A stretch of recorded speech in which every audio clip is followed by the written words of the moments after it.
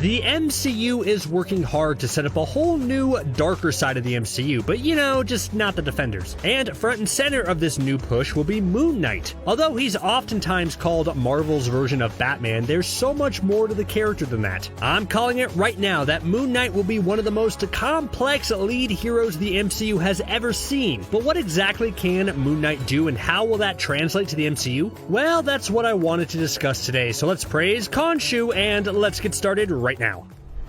Before we get into everything that Moon Knight is capable of, I think it's important to understand his backstory. Yes, there have been a lot of tweaks in the Moon Knight mythos, especially with his mental illness, but overall the core has remained the same. Though I think it's funny that originally Moon Knight was introduced in the comics more as a villain in the comic series Werewolf by Night back in the 70s. In that arc, Moon Knight was hired as a mercenary to capture Jack Russell, the titular Werewolf by Night, and bring him in. It should tell you a lot about where in the Marvel Universe Moon Knight places when his first appearance is fighting a werewolf, right? Anyway, fast forward a bit and Moon Knight suddenly starts to rise in popularity, having guest appearances in the Defenders series and a Spider-Man story before finally getting his own solo series in 1980. It's here the essence of the character is born. Mark Spector is the name of the man behind the mask, and his story is the prime example of why you should never be a mercenary and why you should never go poking around the Egyptian desert. Anyways, at a young-ish age, Mark discovered that his close friend was actually a horrible villain who did terrible things to certain Jewish people. This traumatic event basically kickstarted his dissociative identity disorder, something that saw Mark develop a few separate personalities in his life, including the taxi driver Jake Lockley and the millionaire Stephen Grant. Later, he joined the Marines but was dishonorably discharged, eventually leading him to join the CIA. That didn't last long either, and soon Mark was out on his own, boxing illegally and joining his friend Frenchie Duchamp and becoming a soldier for hire. This led him to work for the mercenary Raoul Bushman in Egypt, but while protecting a woman from Bushman's wrath,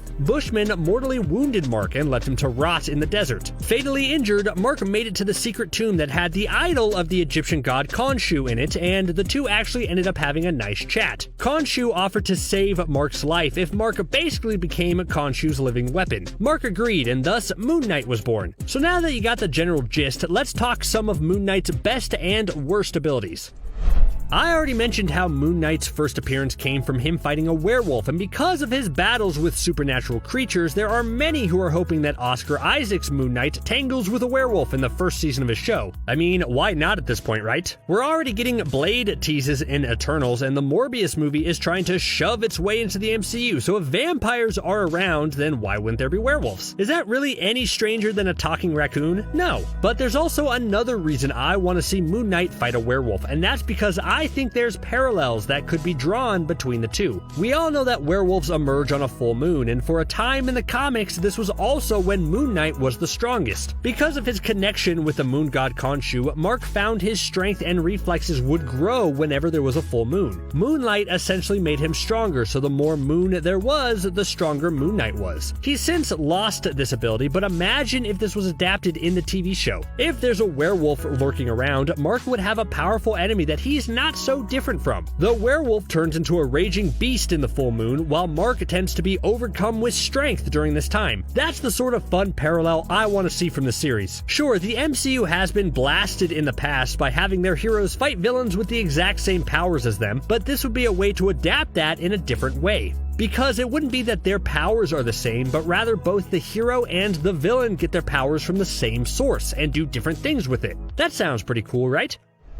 You know what power I would hate to have? Prophetic visions. Like, imagine you're sitting there and you get a vision of the future of hitting that like button and subscribing to CBR. Now, when the vision is done, what do? Do you try to fight it or accept it? By fighting it, does it lead you down a path of liking the video and subscribing to CBR? And are you now only liking the video and subscribing because you had the vision about liking and subscribing? It's all so complicated, and it sounds like the easiest thing to do would be just to like and subscribe to not worry about it. Anyways, Moon Knight also on occasion has prophetic visions that severely affect affect his life. And sometimes they're not even his visions. Like during the Age of Khonshu's storyline, Khonshu himself started becoming plagued by visions about the end of the world thanks to Mephisto's army. And thanks to Mark being connected to Khonshu, he also experienced these horrific premonitions. That's unfortunate. That's like prophecies by proxy and not even good ones. This set Moon Knight on a really epic path that I'll talk about a bit later, but it's just an example of the type of mystical visions Moon Knight can experience. So what does this mean? Well, I'm trying to say that Mephisto is 100% going to be in Moon Knight, so keep an eye out. I'm kidding, maybe. Anyways, the problem with having prophetic visions on top of dissociative identity disorder is that it's hard to sometimes distinguish fact from fiction.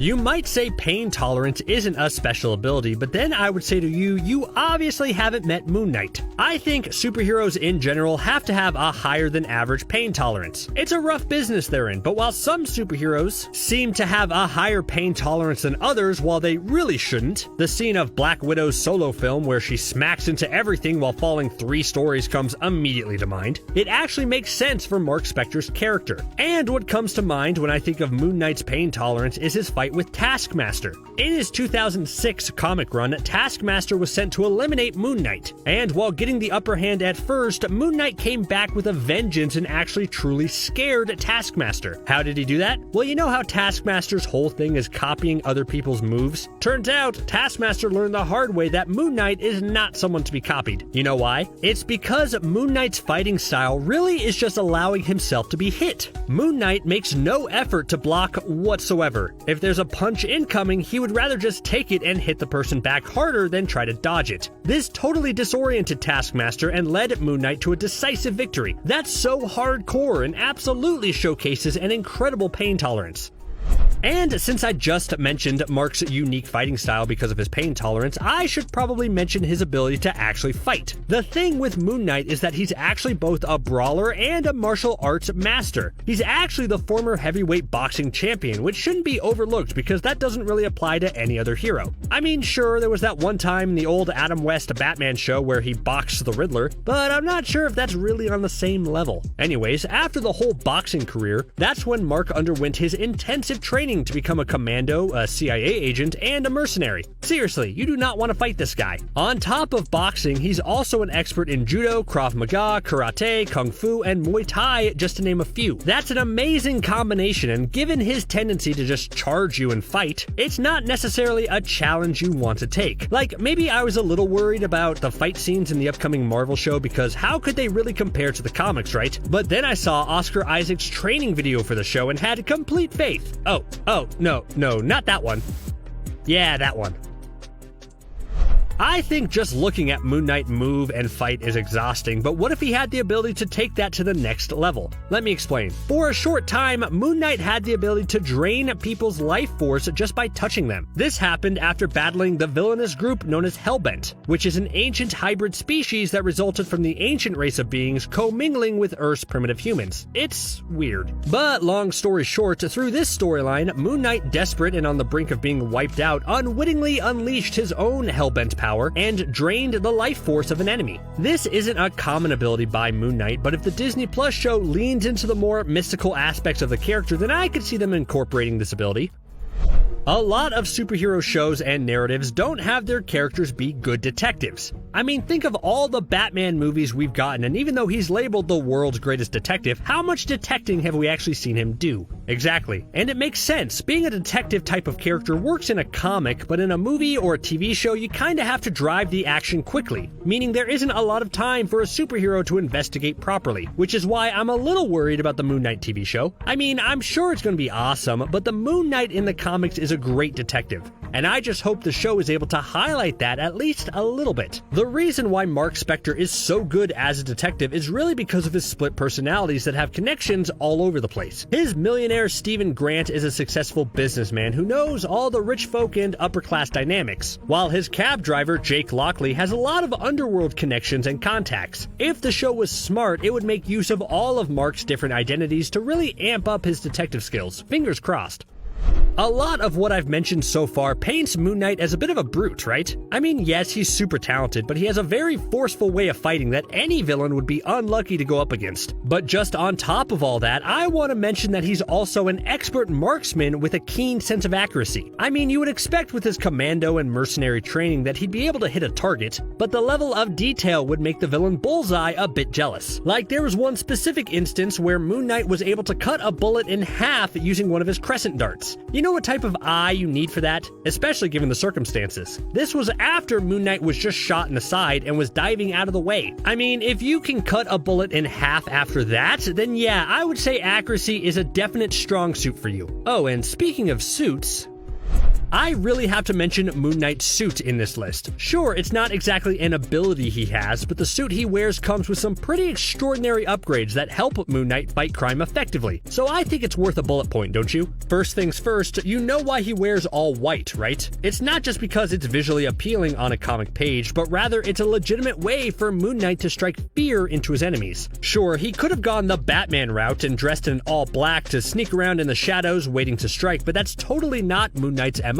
He wears white because he wants his enemies to know he's coming. How cool is that? He chooses to be a bright white target because he believes in tackling his issues head on, and wants to attract all the attention to himself. But that wouldn't be very effective if the suit wasn't up to the task, right? Well, originally his suit was just Kevlar, and that worked just fine for the time. But like a lot of superheroes over time, Mark upgraded to stronger stuff. He wore adamantium for a bit, but then switched it to carbonadium, which Mark claims is practically as strong as adamantium, but is more flexible. And given how much Moon Knight darts and jumps around, flexibility is key. On top of that, the suit also comes with a glider cloak that doesn't necessarily allow Moon Knight to fly, but he can at least glide around and slow down his descent if he falls from a cliff or a building or something. This overall is a suit I'm incredibly excited to see in live action. Do you think it can crack the list of top 10 MCU costumes? I certainly hope so. Yeah, mystical abilities are cool and all, but I'd be remiss if I didn't mention the Mastery of Weapons ability Mark Spector possesses. Given his long history, you basically don't want to put any type of weapon in his hands. Swords, knives, batons, chains, brass knuckles, boomerangs, you name it, Moon Knight can kick your butt with it. He's also proficient in just about every type of firearm, which goes back to the pinpoint accuracy skill I already mentioned. But you know how it is with heroes, sure you can be proficient in just about anything, but you're not really cool until you have something signature to fight with. I mean, Captain America can basically fight with anything too, but we all know him as that one shield guy. So what does Moon Knight use that defines him? Well, a few things. Probably his most iconic are his crescent darts. If we compare Moon Knight to Batman again, then these would be Moon Knight's batarangs. But I think these are actually more effective than batarangs for a few reasons. One, these crescent darts are commonly made from adamantium, so you know they pack a serious punch. And two, while they're great for throwing, they're also perfect handheld weapons as well that Moon Knight likes to use in close combat situations. Like in one comic series, he uses it to cut his enemy Bushman's face off in the comic that we probably can't show you. On top of that, Moon Knight also can be seen with a truncheon, which is a multi-purpose weapon I'm surprised not more heroes use. I mean, it functions as a bow staff, a grappling hook, a baton, and even a cane when he wants to feel fancy. You know, I think it might also have a secret snack container, but I might just be getting that mixed up with Aang's staff from The Last Airbender. I want to end this list by talking about an ability we're 99.9% probably not going to see anytime in the MCU, but it would still be amazing to see in some capacity someday. I'm talking about the time Mark briefly became the host for the all-powerful Phoenix Force. Yeah, you know the Phoenix Force, right? That's the one Fox somehow screwed up the first time in X-Men The Last Stand, and then, when given the chance to redeem themselves in Dark Phoenix, they messed up a second time. Yeah, even though mutants are coming to the MCU sooner rather than later, I don't see Marvel trying a third time to get the Phoenix Force right for a long time, do you? But let's pretend we're in a different universe. Hey, you gotta get used to different universes now in superhero movies, so this shouldn't be too much of a stretch. Let's pretend the Phoenix Force was wildly successful the first time around in X-Men 3, and it was so popular that the X-Men crossed over with the MCU much sooner. And now we're entering an era where Moon Knight needs to use the Phoenix Force to stop the rampaging Khonshu from taking over everything. Yeah, sounds pretty cool, right? It was was. Basically, the storyline got to the point where the Moon God took over Manhattan, called it New Thebes City, which admittedly is a better name, and made the Avengers fugitives. Mark Spector realized that Khonshu was getting paranoid and delusional and needed to be stopped. He started basically praying to the Phoenix Force and eventually became its host, where Mark was able to overpower Khonshu and defeat him. Mark then allowed Thor to knock him out so he would be free of the Phoenix Force. Probably the safe bet, since that much power is dangerous. Again, we'll never see this in live action, which is why I wanted to end with this all-powerful ability. But it's cool to think of Moon Knight as so integral to the main plot that the Phoenix Force had to get involved. That bodes well for Moon Knight's future in the MCU.